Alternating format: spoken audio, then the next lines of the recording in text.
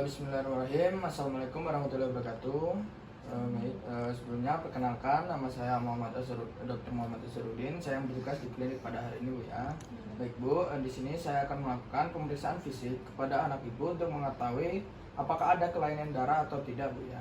Apakah Ibu bersedia? Bersedia, Dok. Baik. Baik Bu, untuk nama anak Ibu siapa, Bu? Alfa, Dok. Untuk usianya? 3 tahun. Baik Bu, dengan nomor rekam medis 11000 Bu ya. Baik, sebelum melakukan pemeriksaan kita mencuci tangan terlebih dahulu.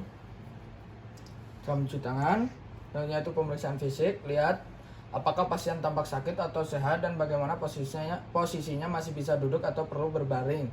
Cek kesadaran pasien. Lalu cek pernapasan, ukur respiratory rate, apakah ada usaha bantu nafas, dan cek pula apakah ada sianosis atau tidak. Lalu pemeriksaan nadi dapat dilakukan dengan memegang pergelangan tangan pasien dan hitung dalam 1 menit. Baik, setelah kita hitung nadi, lalu ukur suhu tubuh pasien. Setelah itu timbang berat badan dan serta ukur tinggi badan anak.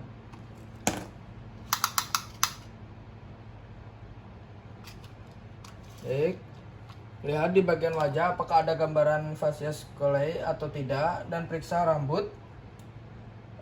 Apakah ada rambut kering atau mudah dicabut, biasanya muncul pada anemia defisiensi besi. Selanjutnya itu pemeriksaan mata. Periksa konjungtiva apakah tampak pucat atau tidak, dan apakah terdampak perdarahan, terdapat konjungtiva, apakah sklera terdapat iriteric atau tidak. Lalu selanjutnya periksa hidung, apakah terdapat epistensis atau tidak. Selanjutnya itu periksa pada mulut, apakah bibir terdapat pucat atau tidak. Lalu lihat apakah mukosa mulut tampak pucat atau tidak. Dan periksa lidah apakah halus dan merah, dan yang merupakan tanda anemia megaloblastik. Kemudian periksa terdapat stomatis angularis oral patch yang merupakan tanda oral kandidosis atau kandidiasis. Lalu periksa apakah ada tanda perdarahan di gusi atau gum bleeding atau hematemesis atau tidak. Lalu untuk pemeriksaan pada neck atau pada leher, pemeriksaan pada limfonodi mulai dari ospital, post aurikular, anterior dan posterior cervical. Lalu untuk parotis, submaxillary, sublingual, lalu pada axillary, dan limfonodi inguinal. Setelah itu catat hasil pemeriksaan.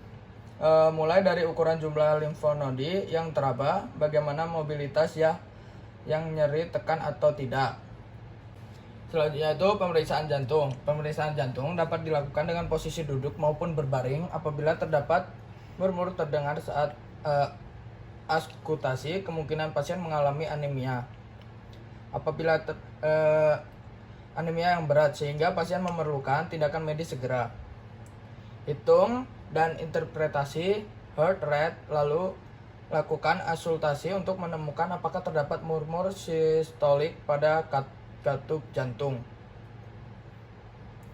Baik, selanjutnya itu pemeriksaan abdomen. Lakukan inspeksi, lihat apakah terdapat perdarahan dari mulai umbilical cord ataupun ada venektasi atau tidak. Pemeriksaan hepar, letakkan tangan pemeriksa di sebelah kanan perut pasien, lalu di lateral muscus rectus abdominis untuk bernapas secara dalam. Raba tepi hepar dengan menggunakan jari-jari dan melakukan inspirasi. Tekan tangan kiri ke atas sehingga liver pasien akan mudah teraba, dengan yang sebelah kanan hepar secara normal akan mudah teraba pada ukuran 1-2 cm pada arcus costa dengan tepi yang tajam. Hepar normal akan teraba lembut, tajam dan juga reguler dan permukaan hepar akan teraba lembut.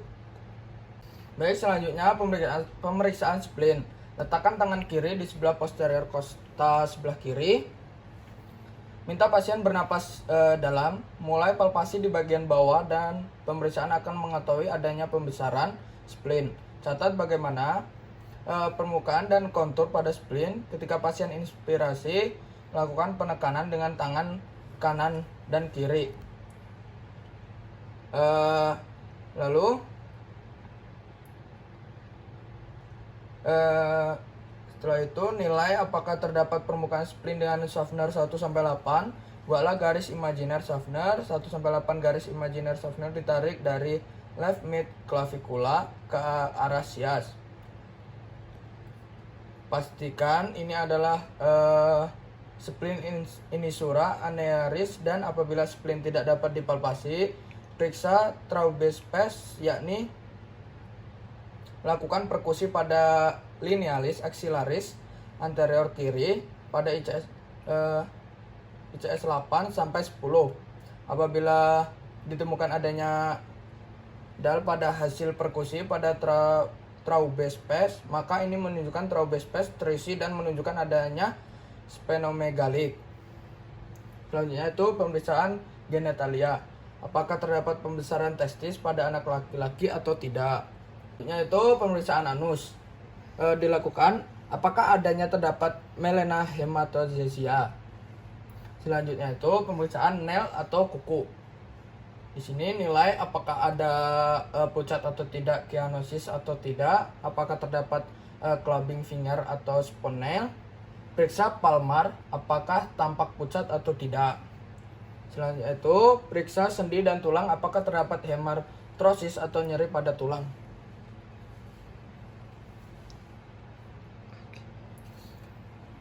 Pemeriksaan kulit dinilai apakah terdampak pucat atau keabuan yang merupakan tanda hemosiderosis. Kemudian nilai apakah kulit terdampak kering, apakah terdampak purpura, petechiae, ekimosis, dan hematom. Ibu, alhamdulillah pemeriksaannya sudah selesai. Jadi di sini kesimpulannya itu hasil pemeriksaan fisik tadi, kemungkinan anak ibu itu mengalami anemia derajat ringan atau sedang yang dibuktikan dengan adanya pucat pada konjungtiva, mukosa mulut yang tampak pucat, kuku, telapak tangan, dan juga kulit.